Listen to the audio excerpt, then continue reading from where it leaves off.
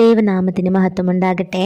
ഇന്നത്തെ വചനം സങ്കീർത്തനം 23 അധ്യായം അതിൻ്റെ 1 വചനമാണ്.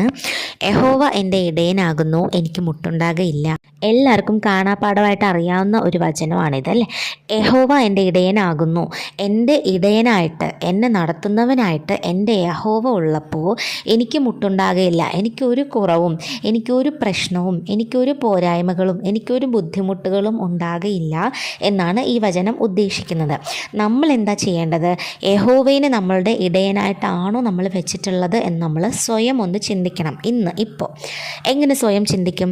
നമ്മളെ നടത്തുന്നത് യഹോവയാണോ ശരിക്കും? അത് നമ്മുടെ സ്വന്തം ഇഷ്ടമുള്ള പാതകളിലാണ് നടന്നു പോകുന്നത് എന്നുള്ളത് നമ്മളെ സ്വയം ഒന്ന് ചിന്തിക്കണം. അഥവാ നമ്മളുടെ സ്വയം പാതയിലാണ് നമ്മൾ ഇത്രയും ദിവസം നടന്നതെങ്കിൽ ഇനി മുതൽ യഹോവ നടത്തുന്ന പാതകളിലൂടെ നമുക്ക് നടക്കാനായിട്ട് സാധിക്കണം. പ്രൈസ്